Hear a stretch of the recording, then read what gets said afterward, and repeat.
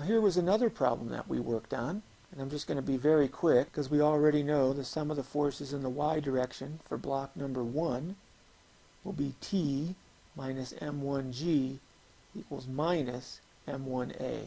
Then the acceleration of that block is in that direction. The acceleration of this block is along the incline.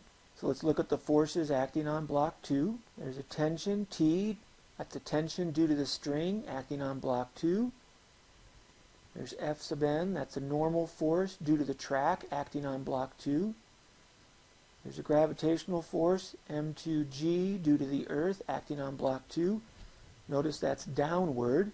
And if there's friction, that's going to be back in this direction. That would be a frictional force due to the track acting on block 2. Now we'll go ahead and ignore friction for now. We'll come back to that later on in the next chapter.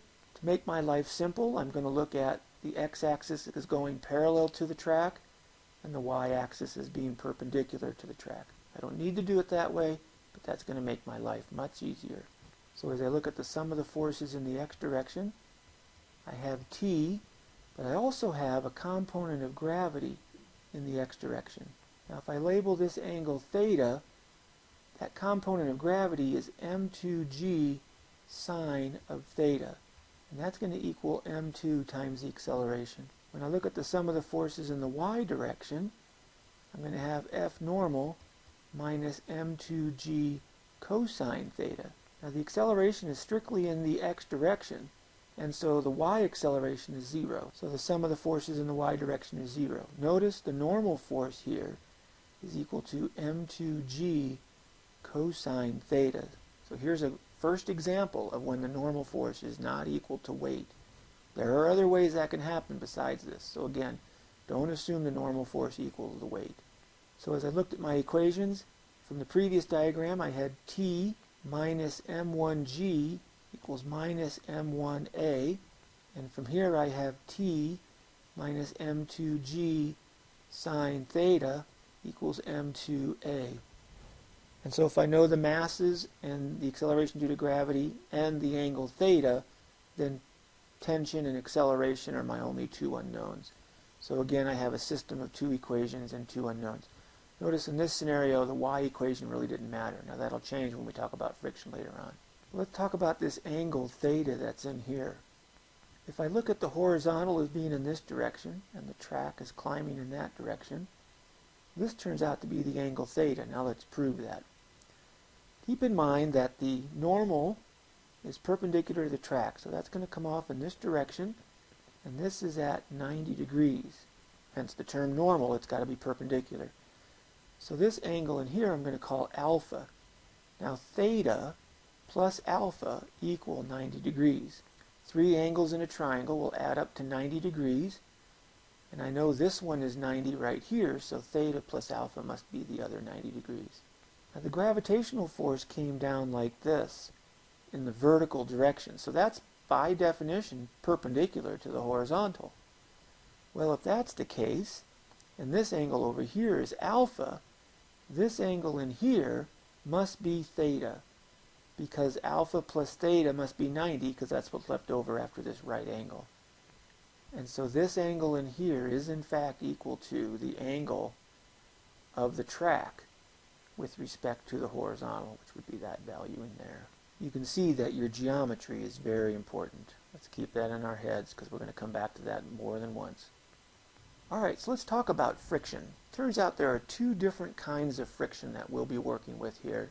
There's a third kind your book mentions called rolling friction, and I'm not really going to get into detail on rolling friction at this point. But we're going to look at kinetic friction and static friction. Now the term kinetic means moving, and in that aspect the word kinetic friction really is misleading. I really prefer to say sliding friction, but none of your books will. So we're going to call it kinetic friction, but what that means is there is sliding between one surface and another. So kinetic friction means sliding friction. So if I go back to this example, block 1 is falling, block 2 is going up the incline. This frictional force then would be a kinetic frictional force. I might label that with an F sub k. So that would be a kinetic frictional force if there is sliding taking place. If mass number 1 is not enough to get mass number 2 to slide up the incline, and mass number 2 isn't so massive that it pulls mass number 1 up. If in fact they're just stationary in their positions, then there's no sliding taking place, and this is what we call static friction. Now, static indicates that there's no movement, but that's really misleading as well. As a matter of fact, it's static friction that works between your automobile tires and the road, and yet your car is certainly moving. But your tires are not sliding against the road unless you're skidding because you brake at a high speed or you push the gas real fast and your wheels spin. Now, I should point out, if in fact mass number 2 is going down the incline, then the frictional force will be kinetic again, and it will be up the incline. So be careful of that. The frictional force always opposes whatever sliding is taking place. And if there's no sliding taking place, it's going to oppose anything that might want it to slide. So kinetic friction or sliding friction is related to the normal force. This is a force due to the surface, and the normal force is also a force due to the surface. But there's a linear equation between the two. It turns out that kinetic frictional force is equal to a constant which we call mu sub k. That's the Greek letter mu. Right? That's the Greek letter mu times the normal force between those surfaces. Now, mu is generally a constant, so that's a value that will usually be given. Now, I'll point out in reality mu is rarely constant because the surfaces upon which the friction is acting are not constant. The idea behind a frictional force really is microscopic. You think of a smooth tabletop and a smooth book on top of it, but if you look way down at the microscopic surface, those surfaces are not smooth, they're jagged. And if one jagged surface is leaning on another jagged surface, they're going to catch. As you try to drag the top surface to the right, it's going to catch on the bottom surface. I've exaggerated this really quite a bit, but the idea is that those jagged edges are going to catch on each other, and that's what causes friction. So when you polish something down really smooth, you reduce, you don't eliminate, but you reduce those jagged edges, and that causes the frictional coefficient to be something very small. Now, as I look at that frictional coefficient, looking at the right-hand side, this is a normal force, this is a frictional force. Both of those are forces. Since they're both forces, it must be true then that the coefficient of friction must have no units. So this is a unitless, or maybe more precisely, a dimensionless quantity. So the coefficient of friction has no dimension, and that will generally be given in a problem. Oftentimes you can look up coefficients of friction in tables, but again, they're rarely constant. Speaking of tables, let's assume I've got a table resting on the floor. Okay, so this might be like something you'd have in class.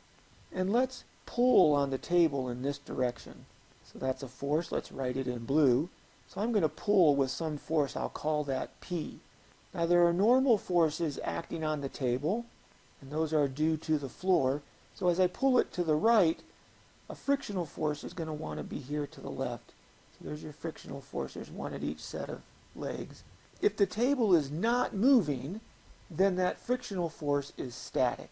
So it's not moving, then it's also not sliding. So I should be more precise. If the table is not sliding, the frictional force will be static. Now let's say, for example, that I pull with a force of, say, 10 newtons, and the table doesn't move. If that's the case, then the sum of all the frictional forces must also be 10 newtons. If I then pull with a force of 20 newtons, and the frictional force still is keeping the table from moving, then the sum of all the frictional forces must be 20 newtons. And so in the static case, the frictional force can have any value up to a certain point. And when it reaches that point, then it begins to slide and kinetic friction takes over. Because of that, I write the static frictional force not as an equality, but as an inequality. So it's less than or equal to mu static times the normal force. I'll also point out mu static is almost always larger than mu kinetic. So mu static is in general, not always, but in general, greater than mu kinetic. I've never heard of an example where this isn't true, but I don't want to be absolute about my statement. Because of that, the static frictional force can generally be larger than the kinetic frictional force. Now that's what makes anti-lock brakes so important. With anti-lock brakes, your wheels never skid because they're not sliding against the ground. Kinetic friction never is going to be the frictional force stopping or starting your car, stopping in the case of anti-lock brakes. And so static frictional force is the dominant frictional force in that scenario, and it's larger than kinetic friction. So it's always better to stop with static friction than with kinetic friction. So if you have a car without anti-lock brakes and you go to stop, your wheels might stop and you would skid. That's not a good scenario because the kinetic frictional force is less than the static frictional force. Less force is stopping your car. If you have less force stopping your car, you have a smaller acceleration. It's going to take a longer time and a longer distance to stop. But with static friction, you have a larger frictional force, and therefore you're going to stop with a larger acceleration, which means in less time and covering less distance. So here's an example of pulling a block on a surface by a rope. So let's draw a force diagram for this block. So I have a weight down, mg. I have a normal force up, F normal. Normal force is due to the surface acting on the block. Then I've drawn in a tension here, so that's a tension T, that's a tension due to this rope acting on the block. And if I'm moving to the right, then the frictional force is going to be backward and to the left. I'm just going to label it F for now. I don't know if it's kinetic or if it's static, because I don't know if it's moving or if it's trying to move. So the frictional force is to the left. That's a frictional force. So I haven't defined one of these yet. So this is a friction force due to the surface, and that frictional force is acting on the block. Okay, so that's how I would define a frictional force. Well, let's put in some axes. So there's my x-axis and there's my y-axis. And let me define this tension T as acting at some angle theta with respect to the horizontal. So if I go to write out my equations, when I look at the sum of the forces in the y direction, and I'm doing that one first, I have F normal plus a component of T. T has an upward component. That would be T times the sine of theta minus mg. Now this block is not accelerating in the y direction, so this is equal to 0. If there is an acceleration, it would be to the right or to the left. Depends on who's bigger, tension or the frictional force. But it's going to be in the x direction. We'll assume it's to the right unless the problem dictates otherwise. But there is no y acceleration. So the sum of the forces in the x direction, I have a horizontal component of the tension, that's T cosine theta, minus the frictional force, and that's equal to the mass of the block times the acceleration. Now notice the y equation, when I solve this for the normal force, I get the F normal equals mg minus T sine theta. And so yet, once again, the normal force is not equal to the weight. The normal force equaling the weight is a very special case, doesn't occur as often as you might want it to. So don't assume that's actually going to be the case all the time. Then the frictional force here, F, is equal to mu kinetic times that normal force, which I get from right here, if the block is sliding. If the block is not sliding, I really don't know what the frictional force is, and so I use a less than or equal to sign, static frictional coefficient times the normal force.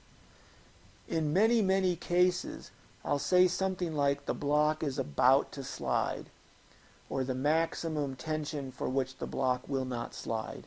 In something like that case, you can assume that this less than or equal to sign is actually equal to. So listen for key statements that would indicate that your inequality is in fact an equality. So your inequality for static friction might be an equality. You want to read that to see if that's the case.